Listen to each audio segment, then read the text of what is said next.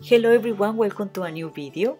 It's Bibi Cameron here for Knit and Tangle, and today I'm going to be making this card using this beautiful stamp set called Ride With Me by Knit and Tangle. And I'm also going to be using a smooth Bristol paper, 270 grams. My Tim Holtz stamping platform and Simon Says stamp black ink. I love that ink because it really doesn't blend or bleed when I'm applying washes of color. So when I was making this video, I also thought in sharing with you the process of making the card and helpful tips to add interest to your compositions or cards and what I call the wow factor. So the first thing you can do is to give shape to your stamped images with color. So I like to use water-based products because I can use a water brush and I can easily spread the pigments. So that's what I'm doing here. And I like to start by applying a very light wash of color and then I go darker and darker. This is a very simple tip and it's very easy to do. But so many times we just fill the whole image with color and perhaps we miss the opportunity to add interest to our stamped images with this super simple tip. So it's not hard to do and you can do this also with your alcohol markers. So that's my bear. I always dry every single layer of color I apply and then I lay down more color. I also like to apply different layers of colors so you can see those colors in the background or in the back popping up through all those layers of colors. You will see that at the end of the video that this bear is going to look completely different, but you can see all the texture and all those colors I put on it.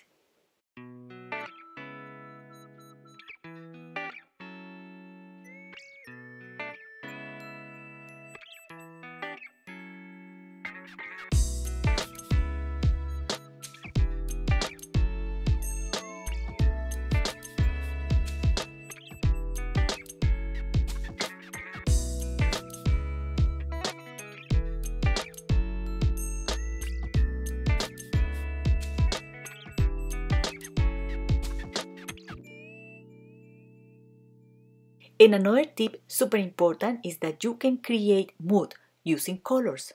I'm going to make this bear to look very upset. So you can see how easy it is to do that with a little bit of color. But of course, I don't want this bear to be upset. I want him to be happy. So I'm going to fix that. So I'm going to soften the edges or the lines and also that color. And of course, you can create mood for your whole composition depending the colors you use for the background, and if you stamp a starry night or if you make a rainy day or something like that. And another thing you can do to add interest to your compositions is to mix coloring tools. I'm using here alcohol markers and I'm also going to be using water-based markers. So you can mix and match your coloring tools. You can also use distress inks, glitter markers. I have these ones here and I'm going to apply a little bit of that glitter on the bag and that is making a difference. You can also use your coloring pencils or your watercolor pencils together with any or various coloring tools you have to add color to your images. So I colored the bag with alcohol markers and then I apply a layer of glitter markers. And then in this area here, I use a water-based marker to easily add a shadow. So I'm going to blend that later on, but now I'm going to show you the dies that coordinates with this stamp set. So I'm going to use only 2 dies because I have only 2 images. And I'm going to be using a new tool I got in my craft room. This is a mini die cutting machine by Spellebinders. It was released a couple of years ago on the market.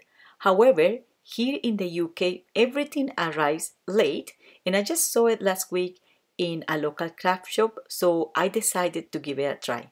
I have to say that I really like it, especially because when I'm making a video, sometimes I have to move around my big die cutting machine, and for small images like this one, this does the job just perfectly.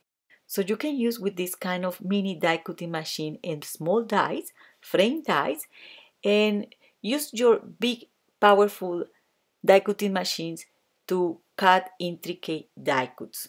So I just die cut these images with this mini die cutting machine with no problem. Now I'm going to do some stamp surgery. I'm going to grab this stamp and I'm going to cut it. I have never done this before, but I'm going to do it now because I want a long sentiment across the panel of my card. Okay, so this is another thing you can do to add interest to your cards and is creating banners. This is a very basic banner, but you can create many different kind of banners in different shapes and add dimension and do several things. So in this case, I'm heat embossing a white sentiment here on black cardstock. And now I'm going to trim it as close to the letters as possible. And then I was thinking in making a Mother's Day card. Here in the UK, we celebrate Mother's Day this month, March, and it's next weekend. I know that in other countries, including my country, Colombia, South America, they celebrate Mother's Day in May. And never mind, that was the first idea I had for the card today. But I changed my mind and I decided to do something else. So here is another tip to add interest to your cards. And I'm going to create a very easy background using distress inks. I'm going to use distress oxide inks first, and I'm going to try to use those colors that match with the colors of my images. So I use yellow, a little bit of blue, and maybe I will use the green. I'm not completely sure about it, but it's optional. So I'm going to speed the camera here and I'm going to show you how I do that. I also like to mix these distress oxide inks with classic distress inks and then spray water. I place the spray bottle far away from the paper so I get really tiny droplets of water on the paper and I get all that texture as well. Also using here Bristol paper, and I found really easy to blend these inks on this paper. Okay, so this is going to be a night scene. So I'm going to imagine that the yellow area is the moon and I have the sky full of stars there. And another thing which is very handy to do is not gluing anything at this stage. You have an idea in your mind about what you want, but in my case, for example, it doesn't come together as I dream about it. So I start playing with the elements I want to incorporate in that card and see if they work or if they don't. So this is the moment to start making decisions. So here I decided that I need to add a contrasting ink to add a little bit more of vibrancy of color to that background. You can add red colors or pink or violet colors and it will look very nice. Then to finish this, I have to spray water again and I'm going to lift the color so I get all that splatters and that texture in the background.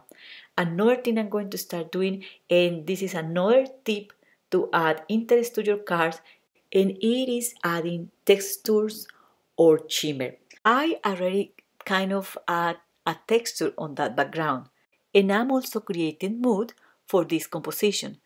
And then I'm going to splatter this ink from the Nuvo Shimmer pen so that I get also the shimmer. And all those little drops of this shimmer pen on the paper looks like stars. With the background done, it's time to glue down the elements. And I'm going to use glue just to stick the images down, like so.